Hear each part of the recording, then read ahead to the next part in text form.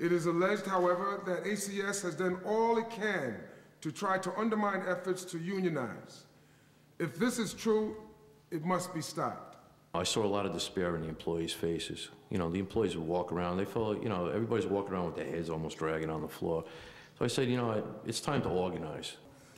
You have a target on your back. What does that mean? Could you help us understand that? I don't, you know. We're being watched for everything we do. The labor laws are broke every day at ACS. And I know I'm under a microscope right now.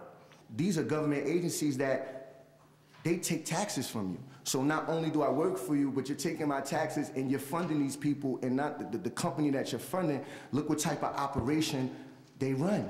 It's not, to be honest, it's modern day slavery. There's no other way to look at it. It's beyond you living from paycheck to paycheck.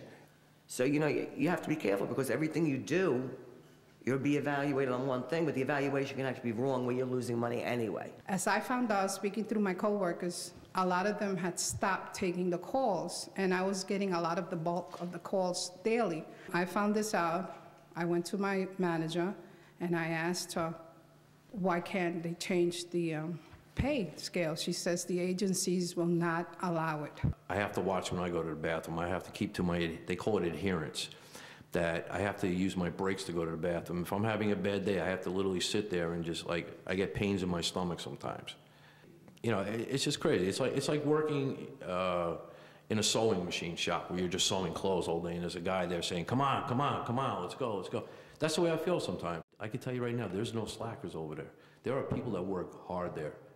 I mean, I know people there that make more money than me with the ABC program. They're gonna be losing like $500, $600, $700 a month. I mean, how do you work for a company 11 years and they're going backwards? What their claims are that the Bush NLRB conspired with this union to win a union election. How ludicrous is that? As Senator Savino knows very well, Xerox ACS fired all 14 members of the tags department as a reprisal against their support of the union. They also illegally refused to allow workers to distribute flyers to co-workers in break rooms on their break time. That's a violation of labor laws and of freedom of speech. They have not sat down with us at all in one bargaining session since we were certified by the NLRB.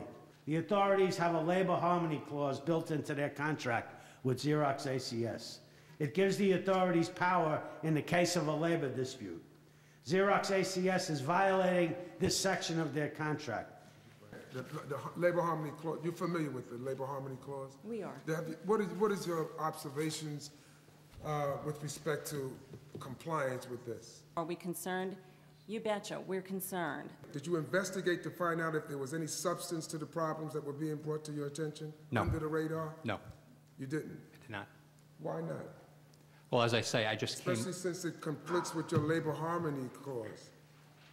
I can say that the issues were aware, we were aware of the issues, but because of our non-interference in their internal operations, we didn't go beyond that.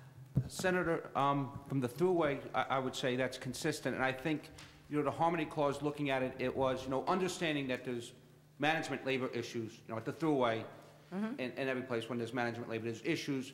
Are those issues affecting the operations? And I think hearing today and following it, we're a lot closer to having the operations impacted, which raises the level of concern and raises why we're meeting next week. So we understand that. We're trying to clarify here is whether or not ACS Xerox, which has under contract to the authorities, is complying with the contract that they signed with you. Are you aware that the Better Business Bureau has given an F to the Staten Island E-Z Pass Center for customer service? Right now, there's 78 complaints filed by people who called in to say they couldn't get decent customer service. So I'm not sure this ABC system is working. You're disappointed that they're not here? Yes. Okay. Yes. You think, I just want to, for the record, I want to be clear that the authorities, for the record, are either indifferent, disappointed, whatever. Because I think it's important that the public know how you feel about the contractor that you're in bed with that has not shown up to a hearing, so that you can even hear from them their response to the allegations about labor harmony, customer service, et cetera. So I think from the Port Authority standpoint, they fully understand that we're disappointed, and I think you used the right word. I'm also concerned as to whether or not you're turning a blind eye to their bad behavior. Do you recognize that there are problems? Yes. What steps why won't you take steps to? Well, I think, Senator, I think we are taking steps, and we are escalating the meetings with new Xerox ACS, and I think there is a heightened awareness that there's a potential for the labor management issues to affect operations and to affect customer service. And I understand that there may be some feelings that it already has, but I think Xerox and ACS is getting dangerously close to affecting the operations of the service center, and we will not sit by and allow our customers to be negatively impacted. You know, you've done the letters, you've written to the NLRB, and, you know, we appreciate that. And the truth is you have an effect on this company. Don't doubt that for a minute, because on the day those 14 workers were fired and we reached out to the authorities, your agencies reached out to them and they suddenly rehired the workers the next day. So you do have a very serious effect on them. What you could do in the interim is you could send them a letter notifying them that they are in violation of the Labor Harmony Clause because they have not notified you in writing at every step of the way with relation to the labor disputes.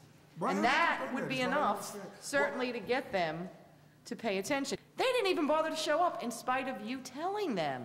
And I know each one of your agencies spoke to ACS and Xerox and said, you need to come to this hearing.